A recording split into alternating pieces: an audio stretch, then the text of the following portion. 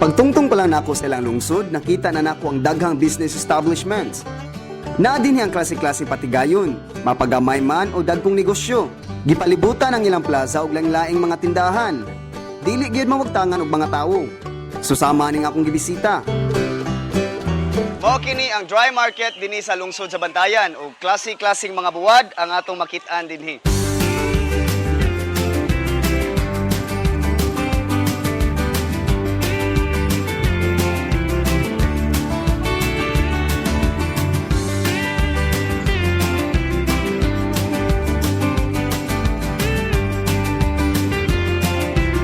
Muna na itong bisita ilang dry market, karon nato na pod sudlo ng ilang wet market. Tara!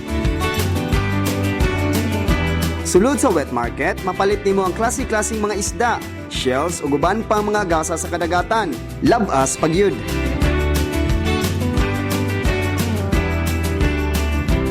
Kay egg basket lagi ang Bantayan Island, tinuray gayud nga makita kag mga poultry farms dinhi. Nakita karon dinhi sa Wilisa Poultry Farm, ang pinakadako nga poultry farm dinhi sa lungsod sa Bantayan. And you know what? They produce 24 to 30,000 eggs a day. Sa una, gamay ra ni siya. Part na ani ang gitukuran na mo niya. Matamat na nakita mo nang na full na ni siya. How many eggs sad ang ma-produce ninyo a day? Sa pagkakaroon natay kuan sir, mga 24,000 to 30,000 a day maximum. Anong kasagaran dinhi sa Bantayan nganong poultry farm man ang mga negosyo? Actually good sir, atong mga katigulangan gyud diri sugod-sugod og gagmay nga poultry. Niya murag maayo man kita siguro mo nang may boom ang poultry sa Bantayan niya. I-consider sa dimong environment, murag layo pa ni sa global warming ang Bantayan. Perfect ra ang place ang Okay, ang water niya, nindot, niya ang daghan pagkahoy bitaw, fresh pa para sa animals ni. Asa man i-distribute pod sir kaning mga itlog nga ilang nalay? Majority ani sir Cebu, pero na may market sa Negros, niya sa Leyte. Kini na pa matuod nga kumuhisgot ang Bantayan, ang komersyo mag-una gayud. Sa atong pagbalik, Kani sa kasag, ang ilang ukaba, mahalin pod ni siya, dili lang kay ang meat.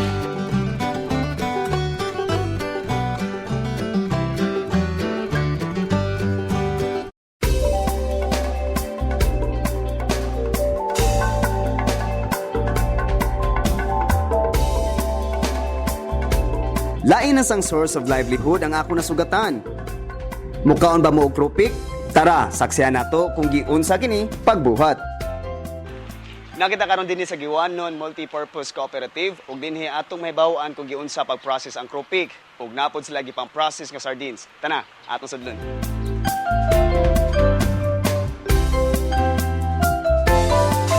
Inigsulod nimo sa ilang processing area, makita nimo nga kini limpyo gayud. Sanitation is always a must aron masigurong healthy ang mga produkto. Ug dili sayo ang proseso sa pagbuhat og krupik ha.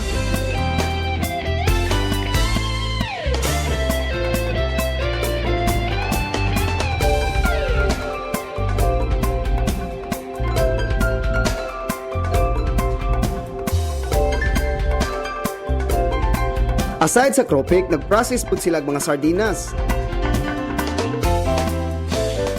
Ang among cooperative nagsugod og negosyo sa among sardinas ug krupik niadtong tuig 2007 niya pagka 2008 gidugangan mi sa atong gobernador nga si Gobernador Gwen Garcia og 50,000 pesos para idugang sa among puhunan para mabaligyan na mo laing-laing lugar ang among produkto.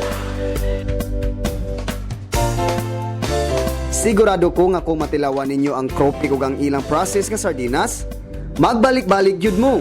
Kay ang isda sa Bantayan, presko ug lamian.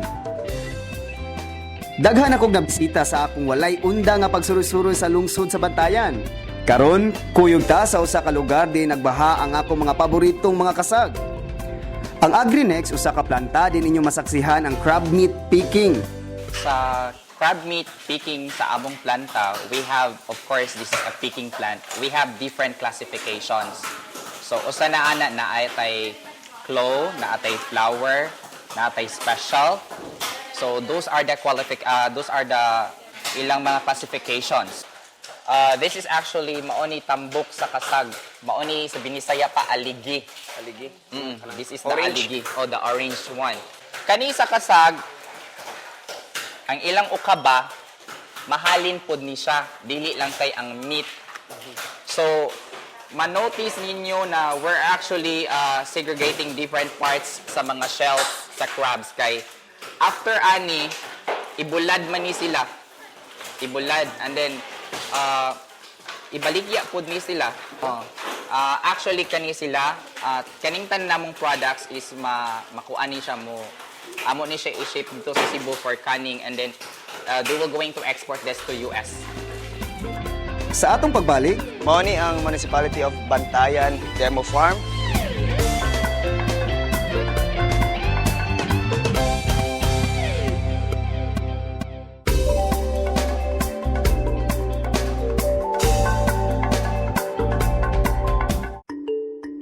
sa akong pagbisita dinhi sa lungsod sa Bantayan, nihapit ako sa Barangay Muhon. Mao ni ang Municipality of Bantayan Demo Farm nga namay mutang dinhi sa Barangay Muhon. Tara, atong tan-awon kung unsay naa sa sulod.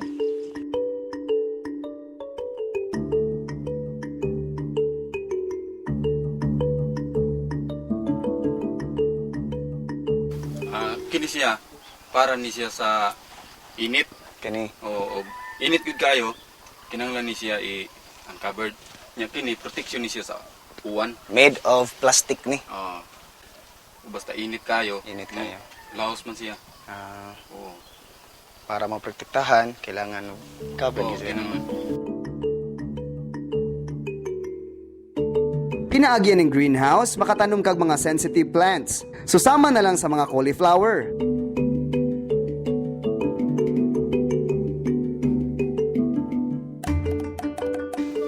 Dwarf watermelon.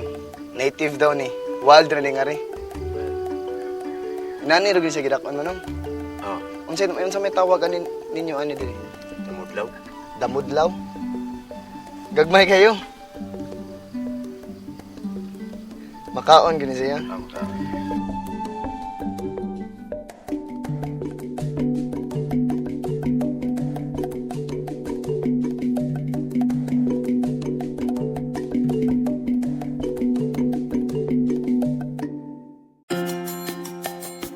Ready na mo sa sunod na destinasyon? Di na ta maglangay, bisitahon na to ang Barangay Ubuob. Pipila lang ka minutos ug naabot na gyud ako sa Barangay Ubuob. Dinhi sa Barangay Ubuob aduna sila mangrove forest. Ginganlan kini nila og Umagica Mangrove. Unsa may meaning aning Umagica? Ubuob Mangrove Garden, Integrated Ecotourism Conservation Association, Pila man ni sa ka hektarya, ma'am? 100 hectares, Tibuok.